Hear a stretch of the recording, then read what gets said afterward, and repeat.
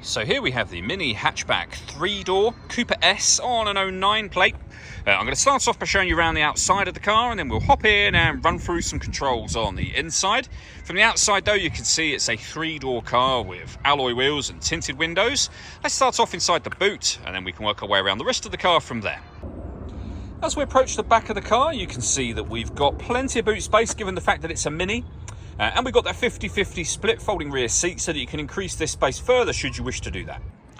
Okay, so we're just going to work our way back around to the front of the car, and then we'll hop in and run through some controls on the inside. But now that we've done a full circle of it, you can see it's in excellent condition the whole way round. Just briefly before we climb in, I think it's while we're seeing the interior from this exterior point of view, there's plenty to run through on the dashboard, so let's hop in and we'll do that now.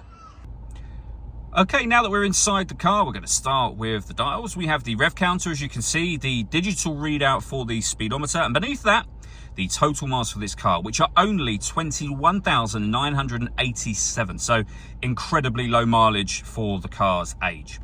Over in the center, we have the speedometer, the main speedometer for the car, and the fuel gauge, as you can see. And then beneath that, we have our radio.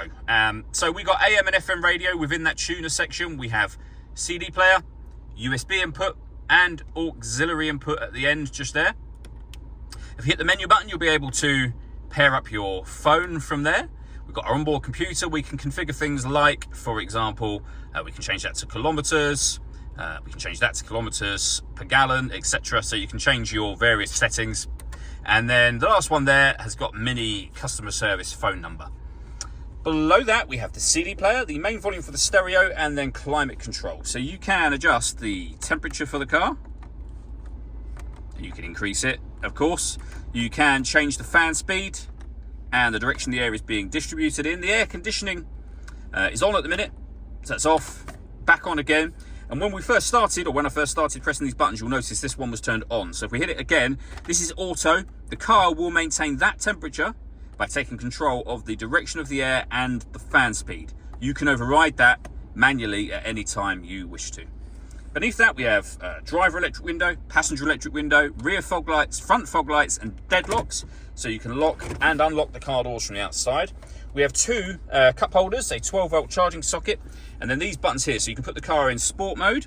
You can turn off the stop and start. This car is designed to cut out when it's stationary in traffic to save you fuel. The system is off when that light shows, and we can turn the traction control off. We also then have a 6-speed manual gearbox. All that leaves me to say is thank you for taking the time to watch this video.